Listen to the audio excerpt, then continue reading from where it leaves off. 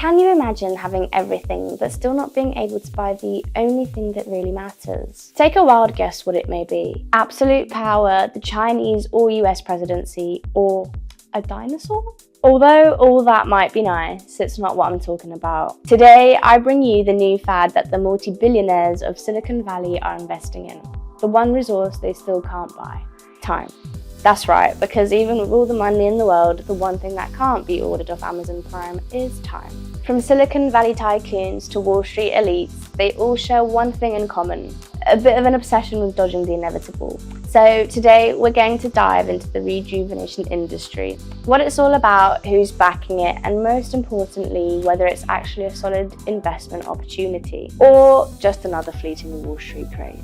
Now, before we get started, a quick reminder: if you are enjoying this content, don't forget to hit the like button, subscribe to our channel for more videos, and share it with someone who might find this interesting, especially the investment side of things and not necessarily the rejuvenation.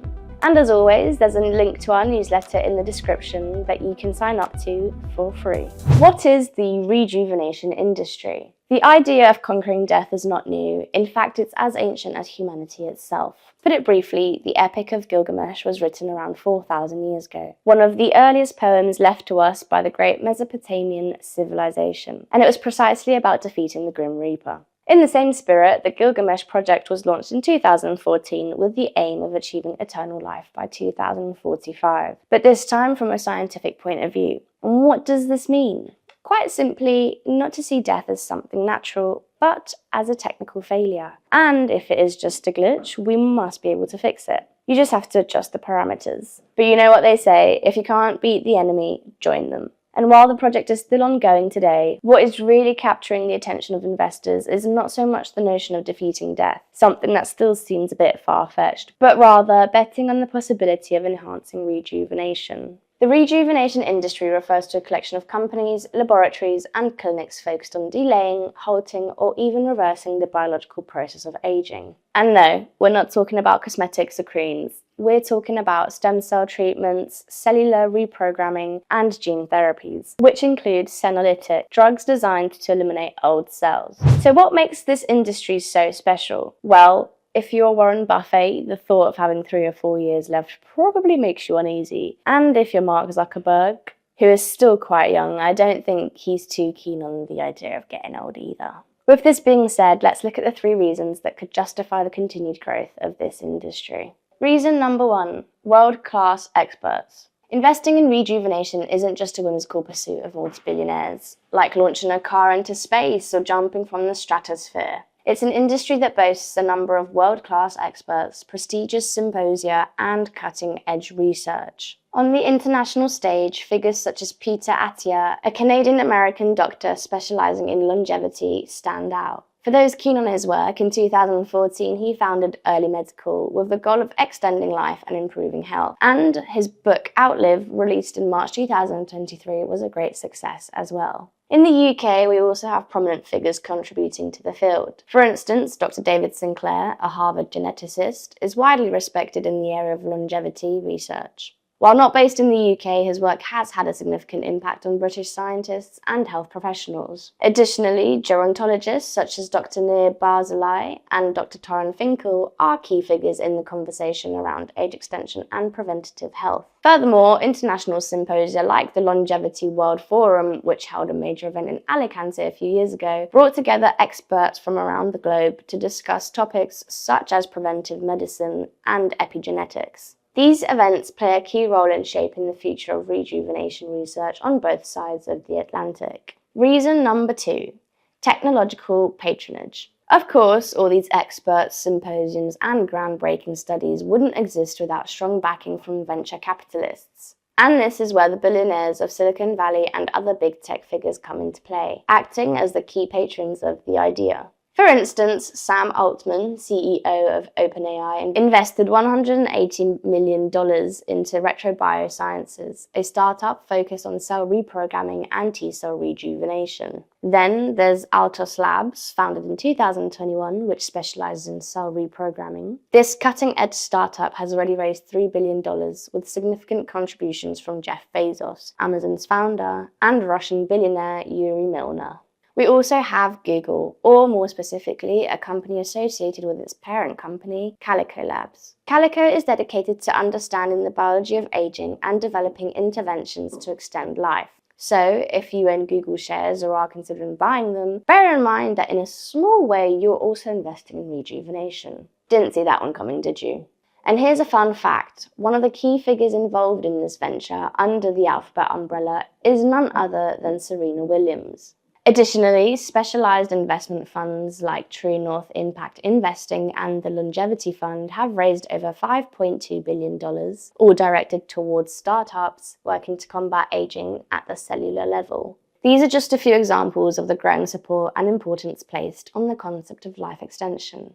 And believe me, there's more to it than that. There are many people who believe that this could be the biggest industry of the future. The third reason is the growth of the industry. According to various reports, the market for longevity therapies is set to grow steadily over the current decade. For instance, a study by Allied Market Research projected that the industry could reach $44.2 billion by 2030, up from $25.1 billion in 2020, an annualized growth rate of 6.1%. Other studies, such as those by Market Data Science, present even more optimistic figures, with projections exceeding $75 billion by 2032. In fact, Dr. Cordero himself predicts that by 2040, longevity and rejuvenation will be the world's largest industry. Back in 2000, the biggest companies in the world were energy firms, but that's no longer the case.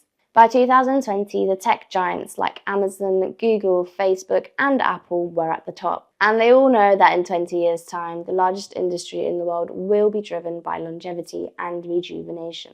That's why we're all investing in it. Perhaps his words make a lot of sense, especially when you consider the ultra-age society we'll face in the next 20 to 25 years, particularly in the West. How to invest in anti-aging. Okay, so you're thinking, how can I jump on this bandwagon of this interesting sector? Well, today I'm bringing you two very interesting options. We've already discussed the major backing from companies like Google, Amazon, and others. But now let's take it a step further. We're going to explore equity investing, as well as an ETF that approaches aging from a different angle. And as always, before we get started, I just want to mention that I'm not a professional financial advisor. My aim is to share data-backed analysis to help you make informed decisions. But this is just an opinion, and I encourage you to do your own research before investing. Option 1, AbbVie. AbbVie Inc. is one of the world's largest pharmaceutical companies, spun off from Abbott Laboratories in 2013. It specializes in innovative medicines across immunology, oncology, and neuroscience. AbbVie has firmly established itself as a key player in the biopharma industry, operating in over 175 countries. Notably, in 2020, it acquired Allergan, bolstering its position in the anti-aging sector, particularly in aesthetic treatments like neurotoxins and dermal fillers. From a financial perspective, AbbVie has shown solid growth. Its revenues have consistently expanded, maintaining operating margins above 40%, with normalized earnings per share close to $10. Additionally, it has generated a stable free cash flow of around $23 billion over the past 3 years. This financial strength has allowed AbbVie to ramp up its investment in R&D while continuing to provide attractive shareholder remuneration. AbbVie is well known for its dividend, currently offering a yield of 3.5%, with a steady increase of 4 to 5% per year. Looking at the stock chart, AbbVie has been fairly stable over the past year, creating a sideways channel between $180 and $200. If it breaks these levels with momentum, it could present a good entry opportunity. However, let's not get carried away. With the share price nearing its highs and slight contraction in results, the price-to-earnings ratio stands at around 70 times, reflecting the current euphoria or fashion surrounding the stock. Now, let's move on to the second stock, which is more speculative. Option number 2, Unity Biotechnology. This company is firmly in the biopharma sector, much like AbbVie, but with a specific focus on developing therapies to combat cellular aging. Its primary goal is to eliminate senescent cells that have stopped dividing and contribute to the body's gradual deterioration over time. From a financial perspective, Unity has yet to turn a profit.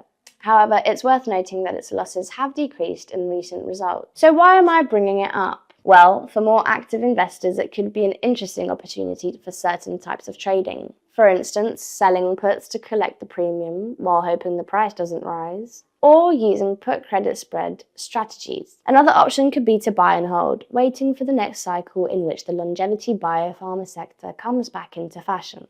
Much like quantum computing did at the end of 2024, when its value skyrocketed by 300%. But when that time comes, don't expect the stock to keep rising indefinitely. Remember, when the trend fades, the price of these stocks often returns to the average seen in the months prior. That said, we're talking about a purely speculative company here. Now, let's move on to our ETF, an index-linked alternative, but this time with a bit of a twist. Introducing the ETF iShares Aging Population UCITS ETF. In this case, we are talking about a thematic demographic ETF that focuses on companies benefiting the most from the population aged 60 and over. This is the iShares Aging Population UCITS ETF. So, how does it work? Well, it replicates the iStocks FactSet Aging Population Index, which gathers companies from around the world that meet the needs of the senior population. Instead of purchasing all 300 stocks in the index, the ETF uses a technique called sampling, selecting a representative sample of stocks. For instance, the top 10 stocks in this ETF make up almost 8% of the index and include well-known companies like Expedia and Booking Holdings. The ETF also boasts a very competitive TER of 0.4%, making it an affordable option for investors. It's actually the only UCITS ETF that tracks this specific index. Not only this, let me tell you that over the past 3 years it has appreciated by 23%. And that makes sense, as today's retirees are one of the demographic groups with the highest purchasing power and spending power. As you can see, there are multiple ways to invest in aging, ranging from scientific ventures to more recreational options. Yes, there is life beyond AI, and the health sector is still thriving. And before I finish off, let me leave you with a brief reflection. Reversing aging beyond just being a scientific achievement brings up one of the most significant ethical debates in human history. Is it acceptable to cheat death? If we do succeed in reversing aging, who would have access to this technology? Would it be reversed only for the wealthiest, creating a divide? Think about it. If we were to delay or eliminate death, we'd be changing the one thing we all share, our ultimate destiny, for the first time in history. Could this lead to two distinct classes, one quasi-immortal and at the top and the rest of us the mortals? Or do you think it could democratize access, opening the door to everyone? And if it does, what impact would it have on the demographic problem? I'll leave it there for today, and if you like this video or if it sparked some new ideas or thoughts, don't forget to leave them in the comments below, and also subscribe to our channel for more videos. Thanks for watching, and see you in the next video.